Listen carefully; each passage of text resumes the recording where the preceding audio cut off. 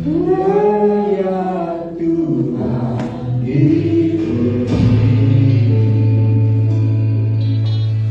layak Tuhan disembah, layak Tuhan dipuji. Tinggikan namanya selamanya.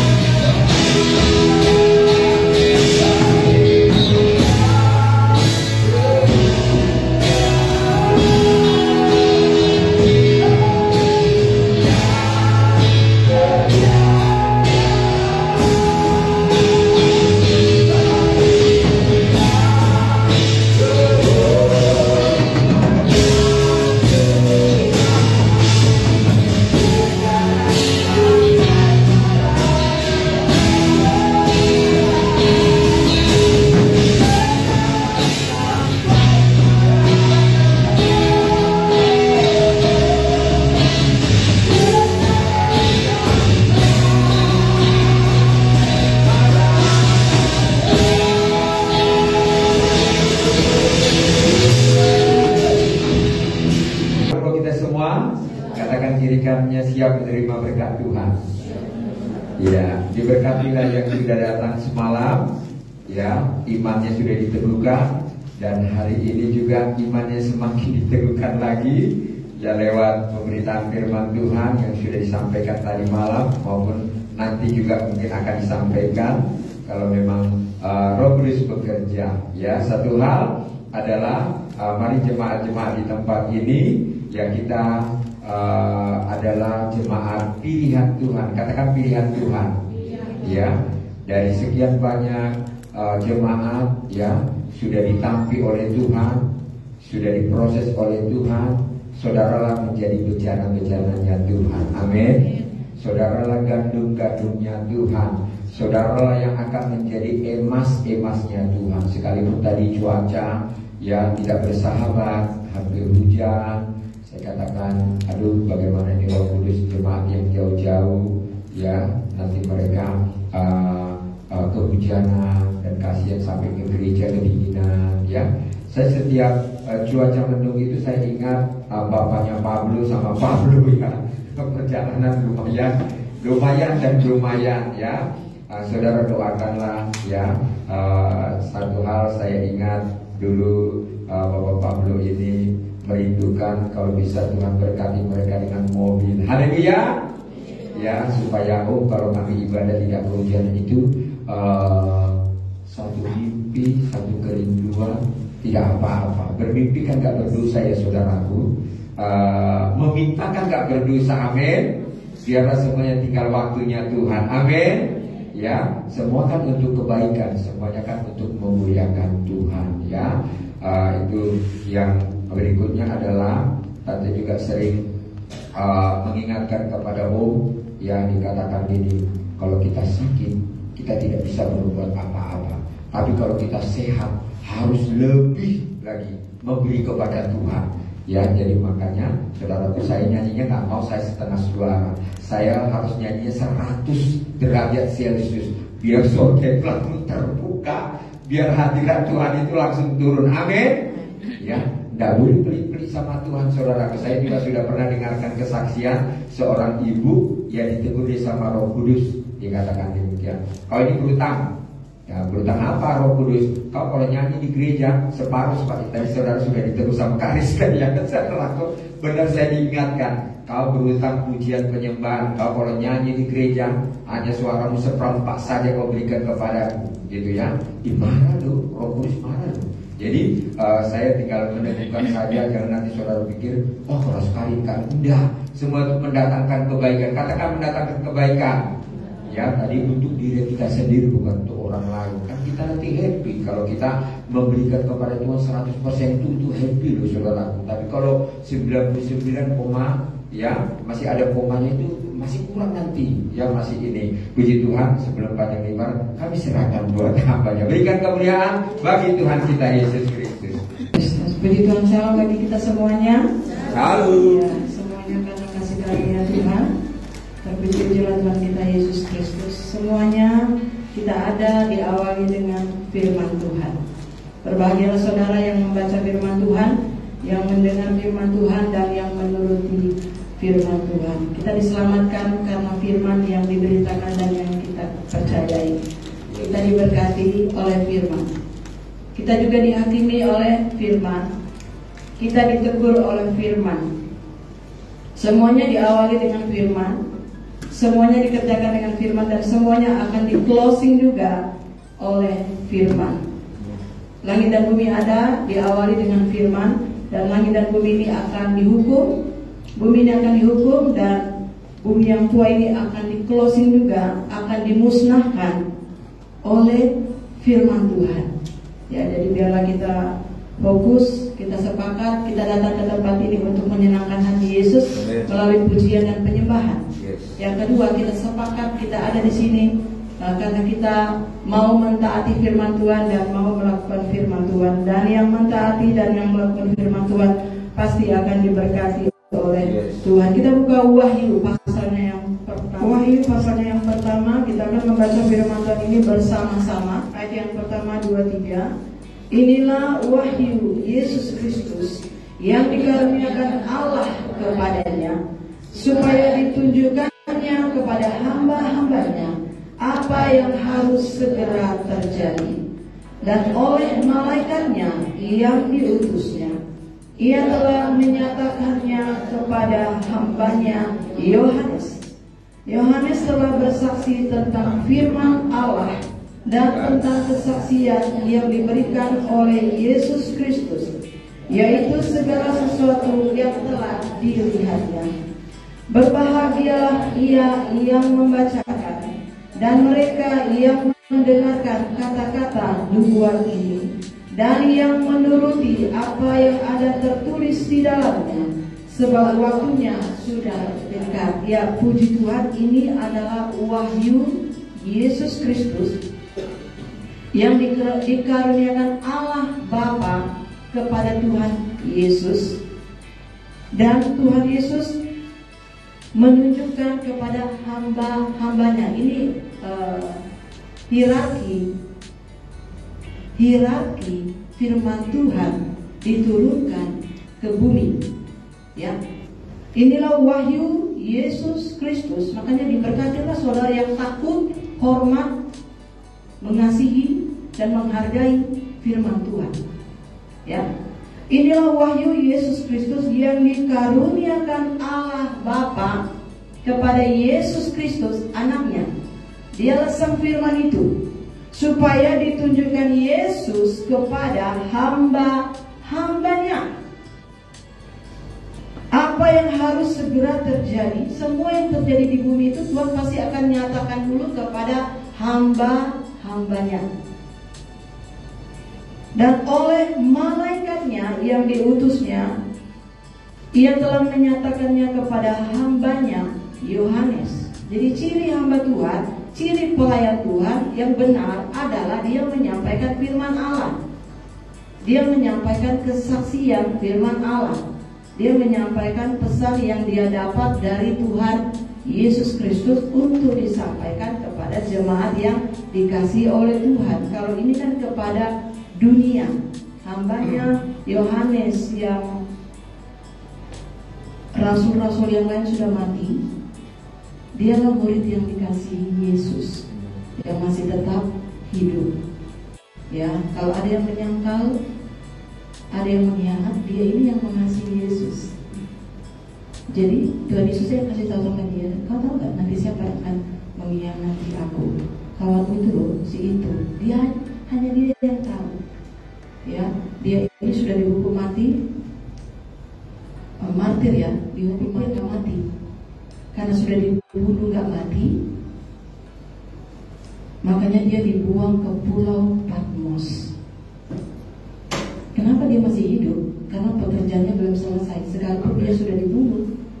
Karena ada tugas ini, dia harus menerima wahyu yang daripada Tuhan untuk dia tuliskan kepada ketujuh jemaat. Jadi kalau hari ini kita masih hidup karena kasih karunia Tuhan, ada pekerjaan yang belum selesai kita kerjakan, yang harus kita kerjakan, ya, menurut perintah Tuhan. Jadi dia bersaksi tentang firman Allah, ya. Hamba Tuhan yang datang tadi malam, dia mengajarkan kita firman Allah. Dia menyampaikan firman Allah, mengajari kita, ya, supaya kita punya new commitment. Ini kan new year, 3 tahun masa kelam COVID. Ini new year. Jadi kalau kita dikasih kesempatan hidup new year, kita harus punya new commitment untuk Tuhan. New commitment itu hanya bisa kita dapatkan dari hati yang baru. New creation. Jadi new creation dulu dari Tuhan, ya. Jadi new creation, kemudian buang semua sampah-sampah masa lalu. Masa lalu itu bisa kebanggaan, kesombongan, dosa, perilaku yang kita warisi dari orang tua, kakek nenek moyang. Ya 10 generasi itu ada kutubnya. Ya, semua itu, ya, itu harus dibuang.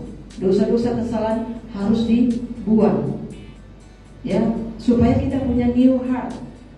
Kalau kita sudah punya new heart, firman tertanam, maka kita bisa punya new commitment sebagai firman Tuhan. Katakan firman Tuhan.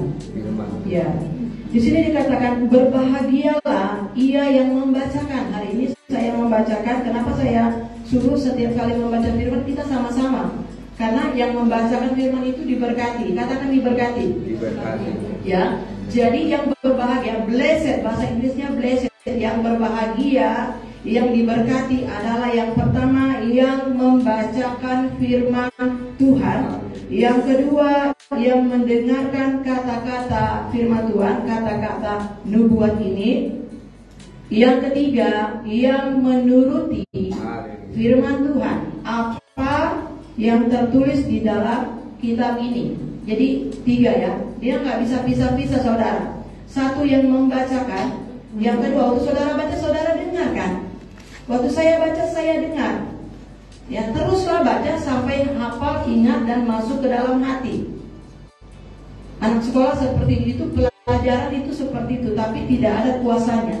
Beda dengan firman Tuhan. Ya, berbahagialah, diberkatilah yang membacakan firman Tuhan. Yang kedua, yang mendengar kata-kata nubuat ini. Yang ketiga, yang paling penting, yang menuruti. Ya, katakan yang menuruti. Yang menuruti. Apa yang tertulis di dalamnya, maka berbahagia. Kita tidak akan pernah bahagia kalau kita nggak nurut sama firman. Itu saja kuncinya. Kenapa saya rasa gak enak, gak ada damai sejahtera? Karena gak nurut. Apalagi kalau melawan firman, mana mungkin dia ada bahagia. Nanti kan dia diterkam bolis. Ya, membacakan firman, mendengar firman. Kita sendiri yang baca, kita sendiri yang dengar, kita sendiri yang nurut. Kita sendiri. Saya senang tadi malam Bapak itu katakan teaching yourself. Ya, ucapkan sendiri, baca sendiri. Declare sendiri untuk dirimu. Saya akan hidup dengan komitmen yang baru kan. Kalau kita sendiri tidak ucapkan, nggak mungkin kita bisa lakukan. Kita sendiri harus ucapkan. Kita sendiri harus kita ucapkan. Mulut kita ucapkan, hati kita ucapkan, sampai nanti perilaku karakter ini sama dengan Yesus, sama dengan firman, sampai dia nurut. Anda jangan diam-diam sampai diri Anda nurut. Ya. Nanti kalau sudah nurut, baru Anda murnikan lagi. Kalau Anda sudah jadi pelaku firman, Anda murnikan lagi hati Anda. Tadi saya menangis, Tuhan, kayak manapun pelayanan kami, kalau nggak dengan hati yang suci, murni, pujian kami, penyembahan kami, pelayanan kami, pemberitaan firman kami, ya, kalau tidak kami lakukan dengan hati yang suci, murni, cinta akan Tuhan, itu sia-sia. Dia nggak sampai ke tahta Allah, karena itu api. Yang tidak terbakar hanya emas. Hanya emas. menangis, ya, karena terlalu murni. Ya, Tuhan itu terlalu murni, terlalu suci, terlalu mencintai kita. Jadi kalau nggak ada terlalu cinta, terlalu murni, terlalu kasih, dia nggak sampai ke tahta Allah, karena itu api, saudara. Mungkin hanya sampai ke langit-langit kemana? Ya, untuk sampai ke tahta Allah itu sangat tinggi, sangat tinggi. Ya, saudara kan. Jadi kan yang pertama kita harus pelaku dulu. Setelah pelaku, apakah itu dilakukan dengan hati yang murni? Gitu ya, saudara yang kasih dalam Tuhan. Jadi berbahagialah yang membacakan firman, yang mendengar, dan yang menuruti. Ya, saudara yang kekasih di dalam Tuhan. Kita baca ayat yang keempat, 2-3. Dari Yohanes kepada ketujuh jemaat yang di Asia Kecil, kasih karunia dan damai sejahtera menyertai kamu dari Dia yang ada dan yang sudah ada dan yang akan datang, dan dari ketujuh roh yang ada di hadapan tahtanya. Dari sini Yesus berasal, dari sini firman Tuhan berasal. Yesus berasal dari surga, Yesus tinggal di surga. Yesus tidak tinggal di alam maut, Yesus tidak tinggal di neraka, Yesus tidak tinggal di alam maut. Yesus tinggal di surga. Surga itu tempat yang suci, tempat orang yang kudus, hanya yang kudus. Kuduslah kamu sebab aku kudus. Tanpa kekudusan kau tidak dapat melihat Allah. Ya, darah Yesus yang menyucikan kita. Ketaatan total yang membuat kita kudus. Firman Tuhan yang menguduskan jika kita taat sama firman Tuhan. Surga itu tempat orang kudus, pujian, penyembahan yang setia, mempertahankan imannya mati-matian sampai akhir hidupnya, memiliki iman kepada Yesus, kesucian dan kesalahan dan ketaatan total kepada firman Tuhan. Kau akan sampai di sana. Ya, jadi disinilah asalnya firman Tuhan itu. Ya, saudara yang terkasih di dalam Tuhan, dari Yesus Kristus, saksi yang setia. Makanya patuhi total firman Tuhan itu, karena tidak ada yang membela kita selain firman Tuhan. Pada saat kita berdiri di tata pengadilan, tidak ada satupun yang akan membela kita kecuali Yesus. Ketika kita punya iman dan taat kepada firman Tuhan, satu-satunya yang bisa membela kita hanya Yesus Kristus. Kata Pastor Abraham, jangan kau nangis-nangis sini minta ampun dosamu, gitu keluar kau buat dosa lagi. Apa artinya berdosa? Kau jahat lagi, marah lagi, kecewa lagi, tersinggung lagi, ya, melawan firman lagi, ya, itu namanya gak bertobat. Kalau kau sudah minta ampun, kau jangan buat lagi dosa itu. Perilaku yang lama, hidupmu yang lama, kau harus buang itu. Kalau kau tidak buang, nanti kemarahan, kebencian, ya, itu kau kembangkan sendiri di dalam dirimu untuk melawan orang lain, menghancurkan orang lain, bahkan memecah belah tubuh Kristus gereja, dan bahkan menghancurkan dirimu sendiri. Ya, makanya kita bersih dulu. Contohnya semalam udah bersih ya, saudara jaga itu, karena saudara udah dibersihkan dan saudara sudah diberkati. Saudara sudah dapat pewahyuan itu yang datang semalam. Saudara sudah dapat pewahyuan itu. Saya kasih tahu kepada saudara yang datang semalam, kalau kita nggak jaga, kan kalau sudah minta ampun jangan buat lagi. Ya, kalau sudah kayak semalam itu berarti saudara sudah dibersihkan. Saudara siap ditegur loh, siap dibersihkan, siap dipotong oleh firman. Firman itu dia memotong, ya, bukan kayak pisau dapur kita. Dia memotong, memisahkan ini tubuh, ini jiwa, ini roh. Kalau sudah lahir baru mengalami Tuhan itu, yang lahir baru rohnya. Itu pelajaran hari Sabtu ya saya sampaikan. Tapi jiwa karakternya masih karakter nenek moyang, karakter bolis. Makanya harus diisi firman supaya dia dibaharui, perbaharui, harus dibereskan itu semua, dibereskan. Dari sejak ada di dalam rahim ibu tuh, dari kecil, ya, bagaimana Anda besar, bagaimana karakter orang tua, itu semua harus diputuskan, dibersihkan. Itu kan harus dengan kuasa Tuhan. Ya, makanya disuruh tekun membaca firman, melakukan firman sampai dia bersih. Puasa lagi sampai 21 hari hanya untuk diri sendiri. Itu benar itu. Kalau enggak, setan itu enggak keluar dia. Oh, udah disuruh keluar enggak kau? Coba kalau Roh Kudus bermanifestasi. Hadirat kau turun, keluarlah semua. Aku benci kau, pendeta, aku mau bunuh bang, keluar tuh setan aslinya. Coba semua puasa, nanti ketahuan gitu. Nanti dalam nama Yesus keluar deh. Apa kau? Hah? Coba lihat video Yosua. Kenapa dia nggak mau keluar? Karena yang punya itu tuan rumahnya sayang sama dia. Yang tuan rumahnya nggak mau usir. Itu dia. Ya, saudara Tuhan. Dialah Yesus Kristus, saksi yang setia. Ayatnya yang ke-5. Dan dari Yesus Kristus, kita baca sama-sama. Saksi yang setia, yang pertama bangkit dari antara orang mati, yang berkuasa atas raja-raja bumi, bagi Dia yang mengasihi kita dan yang telah melepaskan kita dari dosa kita oleh darahnya. Ya, setiap kali perjamuan kudus atau saudara mendengar bahwa saudara sudah ditebus, ini ayatnya. Yesus turun dari surga yang maha suci, menjadi kotor, menjadi terhina, tersiksa, bayar dosa kita di kayu salib. Yesus tidak pernah menangisi pengkhianatnya. Yesus tidak pernah menangisi orang-orang seperti Yudas, murtad dia nggak pernah menangisi. Ya, orang Yohanes 6 itu yang udah jadi pesunan 6, dia bilang sama sisanya, kok nggak ikut juga pengkhianat kayak mereka? Keluar ke sana. Yesus itu, Yesus hanya menangis waktu di kayu salib, waktu dia menggantikan dirinya sebagai manusia yang berdosa. Dia ditinggalkan oleh Bapaknya sendiri. Baru kali itu dia merasakan sendiri ditinggal oleh Bapaknya. Disitulah dia nangis. Eli, kenapa kau tinggalkan aku? Kau kotor. Kau ini dengan dosa aku jijik. Tuhan, Bapaknya jijik lihat dia. Dia itu menggantikan kita yang berdosa. Makanya kita kalau dengar kok kita masih lagi cabut-cabut Yesus kalau waktu Pak Yesus melawan. Kasihan Yesus itu tersiksa. Dia hanya menangis waktu itu, waktu Bapa meninggalkan dia. Kalau pengkhianat, dia udah biasa pengkhianat. Karena di surga dia udah dikhianati sama si pelayan altar itu, si pemain musik itu, si WL itu, si pemimpin pujian itu, si pengkhotbah itu pelayannya, pelayan tata Allah yang sudah diangkat. Dia udah dikhianati, bukan satu orang loh.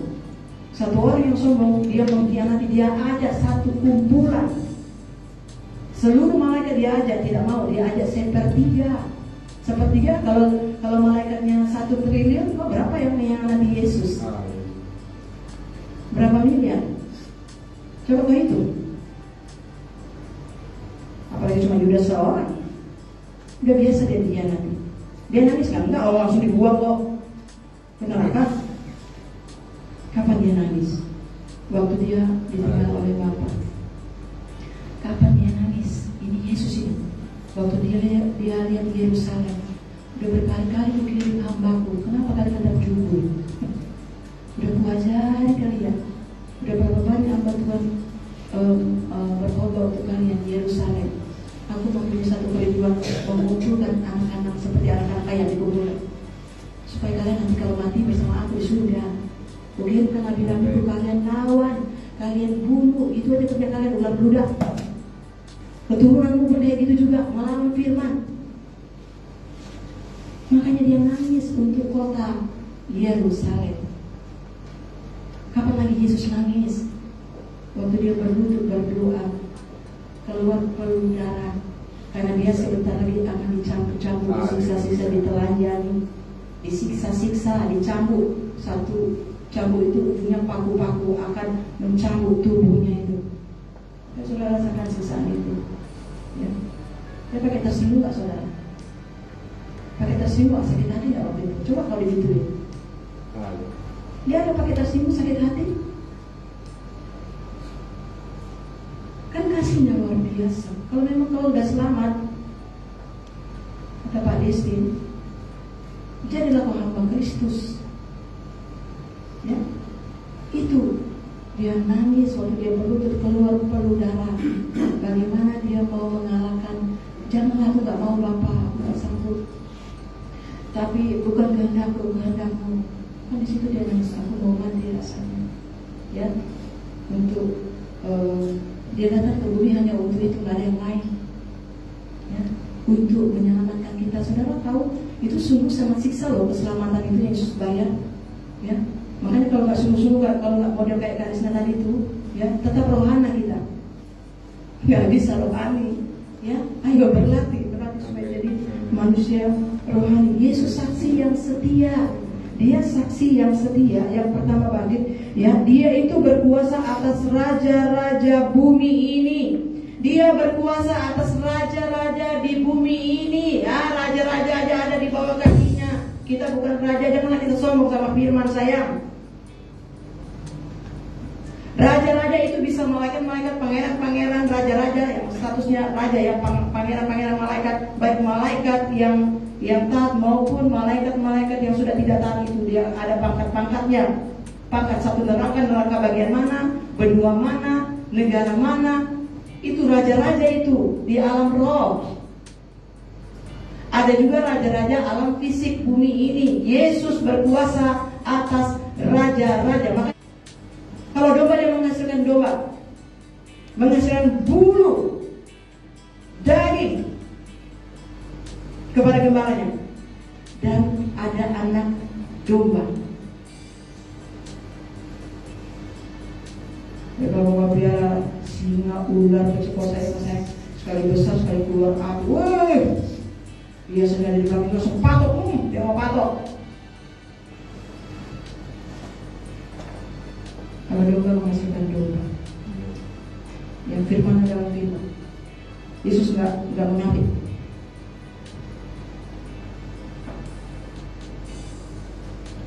Kalau sama bos kita senyum-senyum, karena bos kan yang kasih makan kita. Tapi bos tidak kasih kita hidup. Yang kasih hidup kita Tuhan Yesus. Pantaslah Yesus itu harus disukakan. Ya. Ayatnya yang ke-6, 2-3. Dan yang telah membuat kita menjadi suatu kerajaan ini. Untuk orang-orang yang sudah ditebus, tingkatkan level rohanimu. Ya. Dan yang telah membuat kita ini, yang sudah ditebus tadi itu karena dia mengasihi kita, yang sudah melepaskan kita dari dosa-dosa kita. Dosa itu harus kita buang juga, saudara, kita buang sendiri. Pertama kali kita lahir baru, dosa kita sudah diampuni. Terus apa yang harus kita buang dari diri kita, hati kita? Sampah-sampah, dosa-dosa, kedagingan, karakter lama itu kita sendiri yang harus buang. Itu ya, itu ayatnya yang ke-5 dan ayat yang ke-6. Karena tujuannya ini, saudara, dan yang telah membuat kita menjadi suatu kerajaan. Katakan suatu kerajaan. Iya, ini suatu kerajaan, menjadi imam-imam bagi Allah Bapanya. Bagi Dialah kemuliaan dan kuasa sampai selama-lamanya. Amin. Ayat yang ke-7. Lihatlah, Ia datang dengan awan-awan, dan setiap mata akan melihat Dia, Yesus, juga mereka yang telah menikam Dia, dan semua bangsa di bumi akan meratapi Dia. Ya, amin. Ya, jadi ini yang akan terjadi. Dia datang di awan-awan. Secara roh dia sudah datang, saya sudah jelaskan. Malaikat-malaikat dan Tuhan Yesus sudah datang turun ke bumi, ke alam, terutama di alam roh. Malaikat-malaikat yang kudus itu akan memasuki tubuh-tubuh yang suci. Itu orang-orangnya Yesus. Malaikat-malaikat boleh juga akan memasuki orang-orangnya Dia. Orang-orang alam maut, orang-orang fasik, orang-orang yang tidak taat firman, pengejek-pengejek firman, pelawan-pelawan firman. Itu orang-orangnya Lucifer. Tapi orang-orangnya Yesus yang taat, yang sudah ditebus oleh darah Yesus, yang taat dan setia dan suci, malaikat-malaikat turun. Malaikat itu masih ada di sana. Dia nggak bisa turun kalau tubuh itu belum suci dan kudus.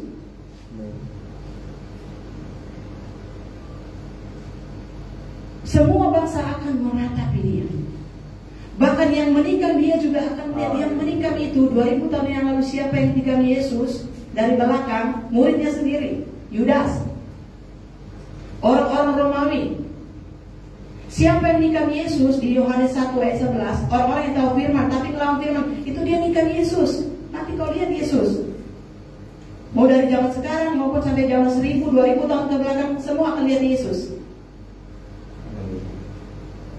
Yang taat kepada Yesus akan melihat Yesus. Yang melawan Yesus, melawan firman, bahkan yang nikam Yesus, itu nikam hamba Tuhan itu, juga akan lihat Yesus. Kau nikam Yesus. Apalagi murtadin, ya. Nanti itu kita akan sekarang ini dia. Yesus adalah firman, kita baca 23 ayat yang ke-8.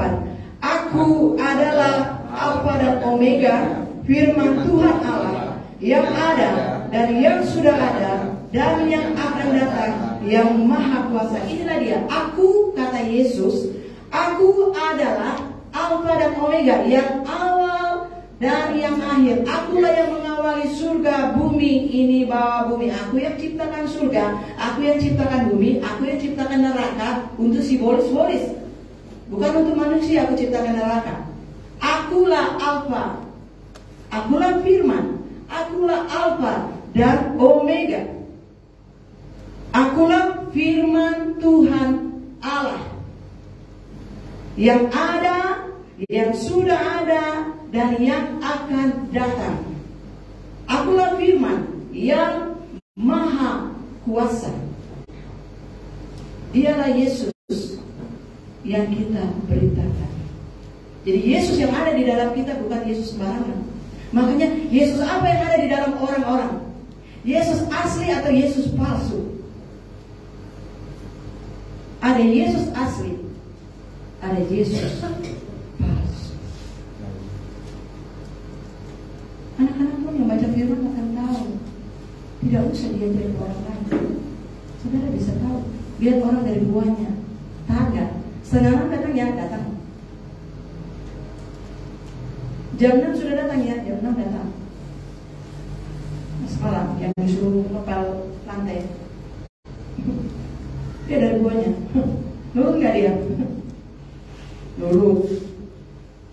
Gak mungkin dia bisa taat sama firman kalau yang kelihatan aja dia gak taat, bohong. Lihat pelayan Tuhan itu dari situ ya saudara. Jemaat-jemaat. Jam 6 kau datangnya, jam 6 datang. Setengah 7 mulai. Datangnya ibadah, datang. Ada tamu yang datang. Itu Yesus yang undang, bukan kami. Haleluya. Yesus yang undang. Yes. Bukan kami yang undang saudara. Yesus yang undang saudara langsung. Hanya dia pakai hambanya. Yesus yang datang langsung ke bumi melalui Yohanes. Lihat dia hierarkinya dari Bapa kepada Yesus. Yesus berikan kepada hamba-hambanya. Melalui siapa? Melalui malaikat. Kalau dibilang ada malaikat di situ. Kalau lahir kita ke bumi, ada malaikat yang jaga saudara. Begitu kau ke dukun, ikut orang ke dukun, setan yang ikutin saudara. Saudara gak minta ampun, gak pemutusan, setan itu masih ada. Waktu kau lahir baru, hilang semuanya. Ini ya, fasenya ya. Lahir ke bumi, lahir baru beda. Lahir baru itu milik Yesus Kristus. Itu ada malaikat 2 yang jaga. Ya. Dia pegang firman. Kau harus bertumbuh dewasa sampai menghasilkan buah. Malaikat yang pegang firman. Kau gak takut, bebas kau. Itu orang-orang lahir baru. Nggak lebih gampang. Lebih sulit saudara. Ya. Jangan kira kalau saya sudah lahir baru lebih gampang meremehkan. Ini hierarki. Ini hierarki firman Tuhan yang kita dengar, yang kita baca, ini hierarkinya. Supaya kita benar-benar ya, nggak main-main itu firman itu. Hierarkinya seperti itu. Kalau kita nggak kenal, kita anggap Yesus itu pendeta yang bisa kita atur-atur, kita injak-injak. Firman bisa kita atur, kita injak-injak. Aku bosnya. Kau udah utama sayang. Ya karena nggak kenal, makanya umatku binasa karena tidak mengenal Allah. Kepala gereja itu Yesus. Ya, ini hierarki. Bagaimana firman Tuhan ya? Baru kali ini ya saya tahu. Kita 15 tahun ini dibuka hari ini. Yesus, aku adalah Alfa dan Omega. Aku adalah saksi yang setia. Aku adalah firman Allah yang hidup. Aku berkuasa atas raja-raja di surga, raja-raja di bumi, raja-raja di bawah bumi. Kenapa dia sampai mau mati di kayu salib menggantikan kita? Karena manusia itu diciptakan segambar dengan Yesus. Jadi kalau kita tidak buang-buang semua yang dibilang Pastor Abra semalam itu, kita merusak gambar diri kita sendiri. Kau menghancurkan dirimu sendiri, dan kau mengembangkan itu sendiri. Dan kau akan membuat dirimu nanti ngelawan. Nggak mungkin dia ngelawan teman kerjanya, teman kerjanya nggak ngajarin firman. Nggak mungkin dia ngelawan mama bapaknya nggak hamba Tuhan. Itu yang maksudnya Pastor Abra semalam. Yang akan dia lawan siapa? Hamba Tuhan. Yang akan dia lawan siapa? Firman Tuhan, roh itu yang diusir itu semalam itu ya. Jadi kalau mau punya komitmen yang baru, hati yang baru itu semua yang di belakang ya. Selain karakter lama, bolis itu, apalagi yang harus dibuang sampai terasa kebanggaannya kan dia kan leader. Semua itu harus dibuang. Baru bisa berlari-lari ke depan mengejar panggilan surgawi. Itu panggilan surga enak. Nah, ini surga, ini rumahmu loh, ini kusiapkan. Itu harus dikejar, saudara, dikejar. Ya, ada pelari, dia sudah ada di garis finish. Berarti dia sudah latihan bertahun-tahun. Dia sudah ada di garis finish. Ya, dia nggak fokus ke depan. Ya, dia menoleh siapa sih yang ada di belakangku, sainganku ini. Begitu dia noleh, saingannya langsung mendalami dia.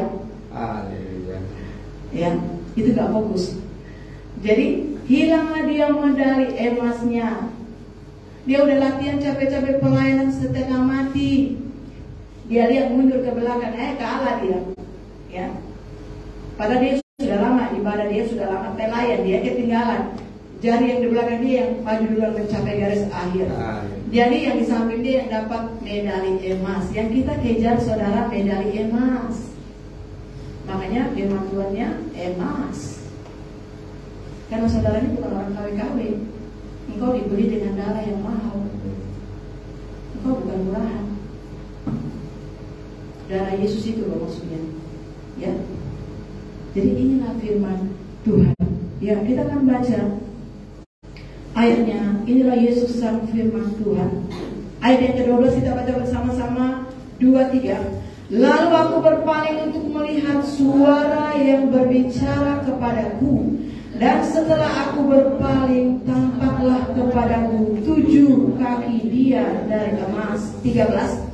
Dan di tengah-tengah kaki dia itu ada seorang serupa anak manusia, berpakaian jubah yang panjangnya sampai di kaki, dan dadanya berlilitkan ikat pinggang dari emas. Kepala dan rambutnya putih bagaikan bulu yang putih mata, dan matanya bagaikan nyala api, dan kakinya mengkilap bagaikan tembaga membara di dalam perapian. Suaranya bagaikan desau air bah, dan di tangan kanannya ia memegang 7 bintang, dan dari mulutnya keluar sebuah pedang tajam bermata 2. Wajahnya bersinar-sinar bagaikan matahari yang terik. Ketika aku melihat dia, tersungkurlah aku di depan kakinya, sama seperti orang yang mati. Tetapi ia meletakkan tangan kanannya di atasku, lalu berkata, jangan takut, aku adalah yang awal dan yang akhir dan yang hidup. Aku telah mati, namun lihatlah, aku hidup sampai selama-lamanya, dan aku memegang segala kunci maut dan kerajaan maut. Yesus asli yang ini. Ini Yesus yang asli. Dialah firman Tuhan. Jadi kalau kita dengar firman dengan khotbah pengajar, inilah dia si Tuhan Yesus. Dari mulutnya keluar pedang bermata 2. Makanya sakit tajam. Ya, makanya Yesus asli atau Yesus palsu. Rasul Paulus ketemu Yesus yang asli. Nikodemus, si tua profesor, doktor, pendeta besar teologi. Waktu ketemu Yesus yang asli kan, kau gak bisa masuk Kalau orang nggak lahir baru, Yohanes 3, dia nggak bisa melihat kerajaan Allah. Kalau orang nggak dilahirkan kembali oleh firman dan Roh Kudus, dia tidak akan masuk dalam kerajaan surga, kerajaan Allah. Bah, aku sudah tua, sudah mau mati. Bagaimana aku bisa masuk ke dalam rahim ibu? Aku sudah tua. Itu kan pikiran logika. Yang lahir kembali itu rohnya, ya. Kalau dijamah Roh Kudus. Tapi setelah ketemu Yesus, apakah dia semakin jahat? Setelah ketemu firman, pengajaran khotbah? Enggak. Kalau dia jahat, ada catatannya. Kayak si Yudas itu. Kalau si Petrus kan ada catatannya. Si pelakor itu, pelakor, perempuan yang berdosa itu, pelakor, merusak 5 rumah tangga, 6 suami orang diambil, 5 yang sekarang pun 6. Kan pelakor, apa dosanya? Berzina, bercabul, merusak rumah tangga orang, menyakiti hati orang begitu banyak. Itu kan pendosa besar, tidak layak diampuni, tidak dapat diampuni kalau zaman perjanjian lama. Ketemu Yesus asli 1 kali aja ketemu Yesus, dia terima firman itu. Firman ini nih, Yohanes 1 ini, Wahyu 1, dialah firman Yesus. Dia menerima firman, bukan dosanya kayak Yesus bilang, bukan, tergantung hatinya. 1 kali aja dia ketemu Yesus, sayang. 1 kali aja Yesus ngajar, khotbah dia. Semakin jahat atau semakin baik? Baik. Dia nggak jadi pelakor lagi. Dia hina-hina Yesus atau hina-hina pengajaran Yesus. Kayak si 1 itu, si S. Dia bawa 1 kampung, 1 kota, bawa kepada Yesus. Jadi nggak masalah dia mau dia orang yang sudah tahu firman, seperti Nikodemus dan Rasul Paulus, ataupun si pendosa, si pelakor, sama aja.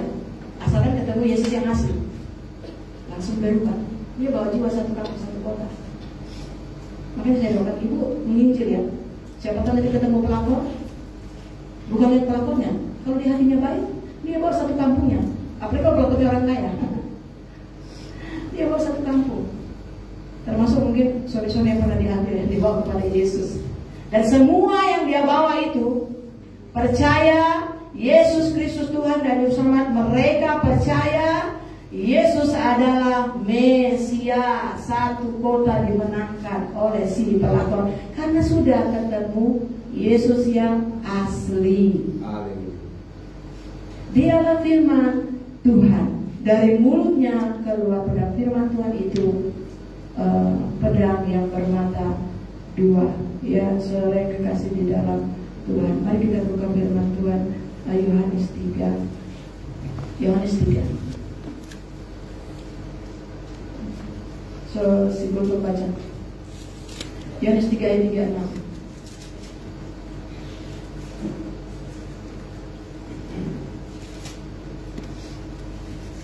Ketika kita percaya, siapapun saudara percaya kepada Yesus dan menerima Yesus akan dapat hidup yang kekal. Itu jaminan pasti dari firman dari Yesus. Yohanes 3 ayat 36 dulu.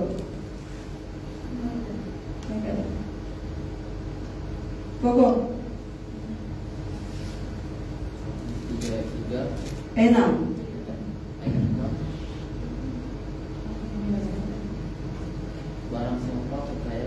Barang siapa percaya kepada anak, ia beroleh hidup yang kekal. Pegang ini baik-baik.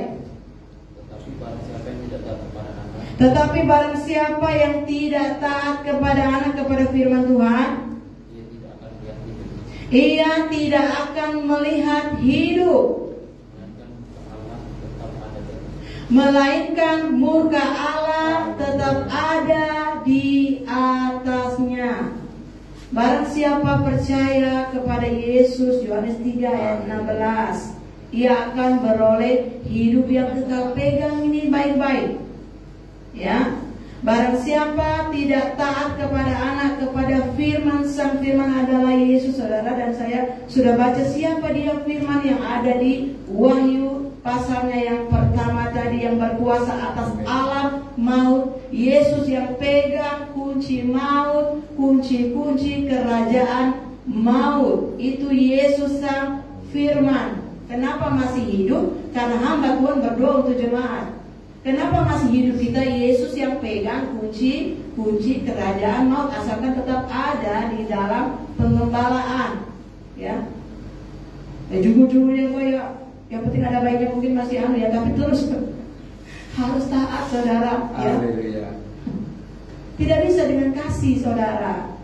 Harus taat. Ya, taat kepada anak. Ini khotbahnya Yesus itu kan nggak ada angkat-angkat kan? Dia jelaskan selalu dua sisi. Kenapa selalu dua sisi? Dari Eden memang sudah dua sisi. Kalau kau makan, kau lapar firman, kau pasti mati. Ya, kenapa ada dua jalan? Firman itu dua sisi. Pedang yang bermata dua. Kan, kalau hormat, tunjuk contohnya lah murka Allah. Kan murka Allah nih kan. Dua tahun itu dia minta ampun. Oke, nangis, bertobat. Janji nggak buat lagi, bertobat. Terus nggak ulang lagi, iya kan? Jadi mau dikirim sama malaikat itu nggak jadi, karena kan dia udah minta ampun. Nah gitu. Tapi kalau si Herodes, aku itu langsung Herodes yang menyombongkan diri, ya. Jadi kalau kita percaya, kita katakan saya beroleh hidup yang kekal. Ya iman saudara, ya kita beroleh hidup yang kekal. Tetapi kalau tidak taat, yang pertama tidak akan melihat hidup. Yang kedua, murka Allah tetap ada di atas. Semakin lumpuh, semakin banyak firman yang diremehkan, semakin banyak, bukannya sayang. Semakin banyak, ya. Kita tadi firman Tuhan bilang berkat. Awalnya ya saudara, jangan negatif thinking ya. Awalnya tadi kan berkat. Blessed, diberkati yang membacakan. Yang kedua, yang mendengar. Yang ketiga, yang menuruti, itu berkat. Tapi kalau tidak taat, murka Allah yang mengikuti sama keluarganya, berkelahi. Nah itulah kalau kita nggak buang, padahal dosa kita sudah disucikan. Makanya tidak bisa dia berlari ke depan, berlari-lari mengejar panggilan surgawi, kata Pastor Abralim.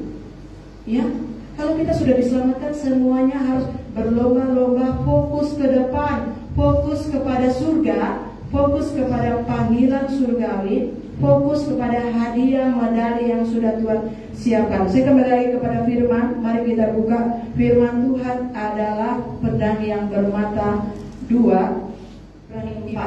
Firman yang keluar dari mulut Yesus tadi itu adalah pedang bermata dua, ya. Hebrew chapter 4 verse 2. Sebab firman Allah hidup dan kuat, lebih tajam. Ternyata lebih tajam dari pedang bermata dua. Ia menusuk amat dalam sampai memisahkan jiwa dan roh, ya.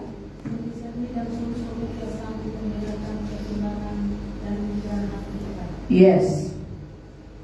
Kalau seseorang menerima firman seperti si pelakor itu, saudara, waktu Yesus ngajar dia di perigi sumur, dia membuka hatinya.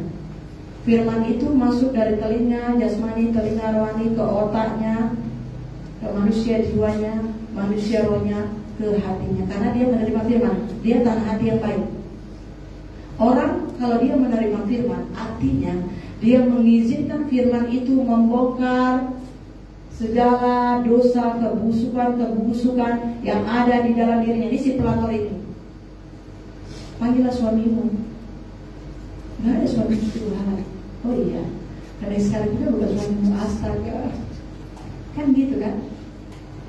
Dia berdialog dengan Yesus sang firman. Jadi firman yang tadi kita baca kitab Wahyu, dari mulut Yesus keluar firman, keluar pedang bermata dua.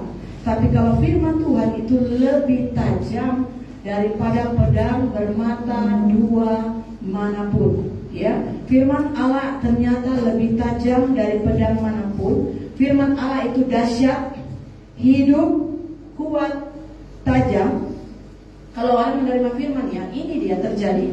sanggup memisahkan dan membedakan pertimbangan dan pikiran hati kita sendiri.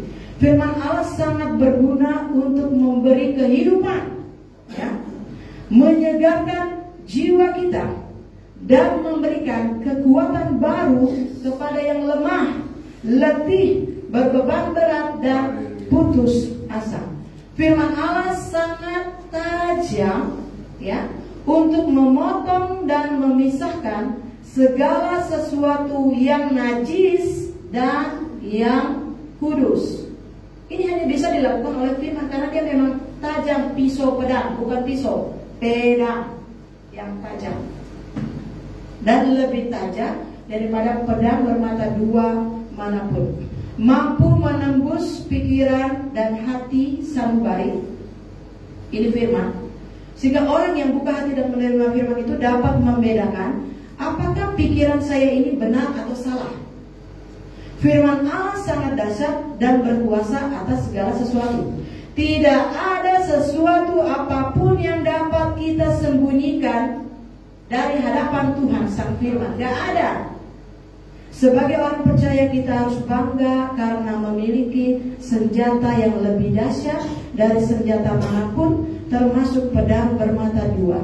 Setiap kali kita membaca Alkitab atau firman Allah, sebenarnya kita sedang mengizinkan firman itu membelah hingga ke dalam hati kita dan membongkar segala kebohongan, kebusukan, dan dosa dalam hati kita.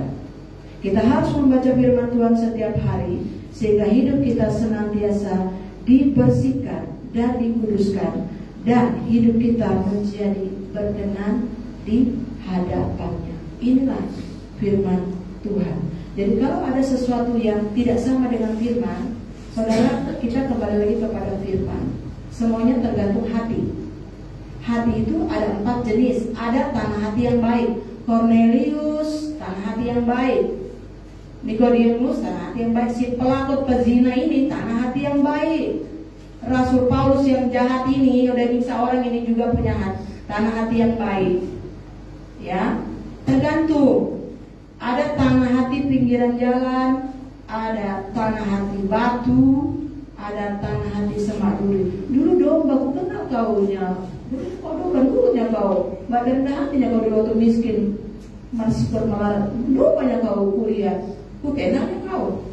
Sekarang kau mentang-mentang sudah profesor, kau aku coba sombong kau, udah gak kenal, udah jadi kambing kau. Tak kenal lagi kau, dia otomatis nyala kau pengen bersenjata, tapi tidak pengen menyala kau. Kalau depan sudah domba, saudara, kita harus jaga hati kita sendiri. Itu dia. Kenapa gak dikenal Tuhan? Ini ayat yang selalu menjadi saya bertanya Tuhan, kenapa ya itu udah pelayan Tuhan kok gak kenal ya? Ya secara roh, ya saudara, mungkin dulu tanah hatinya baik. Makanya Firman Tuhan katakan, jagalah hatimu dengan segala kewaspadaan, karena dari situlah terpancar kehidupan. Ya, ketika bertambah, ternyata ada batu yang masuk, cepat-cepat dibuang. Ada semak duri yang masuk, cepat-cepat dibuang. Ada pinggiran jalan, dicuri berinya, cepat-cepat kita bersihkan, supaya kita tetap punya tanah hati yang baik. Kalau punya tanah hati yang baik, artinya dia mau diajar, dia mau dipotong, dia mau melewati proses pendewasaan rohani dalam penderitaan secara daging, maka dia akan menghasilkan buah. Kalau sudah ada buah, apa sih buah itu? Buah kasih, buah ketaatan, ya, buah kesetiaan. Itu buah, saudara. Buah kesetiaan itu buah-buah yang baik. Maksudnya buah itu buah yang baik, ya. Kemurahan hati, nggak pelit. Memberi itu kemurahan hati, penguasaan diri, lemah lembut, itu buah, ya, sampai menghasilkan buah yang baik bagi Tuhan Yesus. Itu hanya bisa dikerjakan kalau orang itu punya tanah hati yang baik, menerima firman yang hidup. Dan yang Amsal 13 terakhir, siapa meremehkan firman, ia akan menanggung akibatnya. Tetapi siapa taat kepada perintah akan menerima balasan. Ya saudara, bahasa lainnya, siapa menghina firman akan menanggung kehancuran. Tetapi dia yang takut terhadap perintah akan menerima upah. Barang siapa yang benci akan firman, ia itu kelak akan binasa. Tetapi orang yang takut akan hukum itu, ia akan mendapat pahalanya. Siapa yang meremehkan ajaran Tuhan mencelakakan dirinya. Orang yang taat kepada hukum Allah, firman Tuhan, perintah Tuhan, akan mendapat upah. Siapa yang meremehkan firman akan dibinasakan oleh firman itu, ya. Tetapi siapa yang takut pada perintah, dia akan dipahalai. Dalam firman Tuhan itu, ya, sebagai jemaat, ya, pasti kita akan ditegur, apalagi sebagai pelayan Tuhan. Jadi kalau hati ini tidak bersih, sampah-sampah itu masih ada, waktu ditegur firman, dia akan berontak dan akan menjadi semakin jahat. Ya, di gereja salah satu mall, terus dia ditegur. Setelah dia ditegur, dia mengundurkan diri dari gereja itu. Kemudian dia menjadi murtadin seberang dan dia sudah pakai itu. Wah, fanatiknya luar biasa. Jadi kesaksian hidupnya adalah dia mau keluar dari gereja karena ditegur. Ya, dia mencelakakan dirinya sendiri. Seharusnya dia bersihkan tanah hatinya. Dia buang duri, batu, pinggiran jalan. Bersihkan. Makanya kalau nggak ada inner healing, apa sih inner healing itu? Mengalami kasih Bapa, kasih Tuhan. Kan awal percaya Yesus itu dosamu diampuni dengan kasih Tuhan. Kalau saudara taat, saudara tetap ada di dalam kasih itu. Makanya kasih yang asli itu dari Yesus yang asli.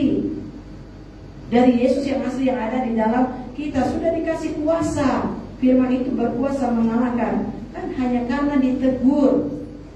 Nggak tahu ditegur oleh firman atau ditegur oleh Bapak Gembala. Dia mau, ini perempuan saudara. Dia mengundurkan diri, dia sudah pakai itu cadar dan dia sangat fanatik. Ya, itu yang bilang abangnya, inilah hati.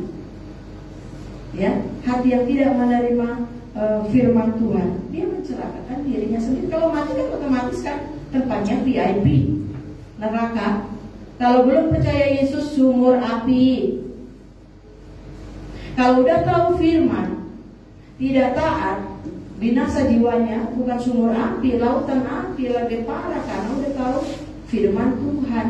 Ternyata kesan hidupnya dia dulu seorang pelayan Tuhan, pelayan mimbar, pemain musik. Terus kenapa aku tersinggung, aku ditegur sama Bapak Gembala atau firman? Udah kecewa, ya. Padahal itu orang-orang yang mau dipakai Tuhan, luar biasa, ya. Tidak mau membereskan hatinya. Hati kita harus kita bereskan, ya.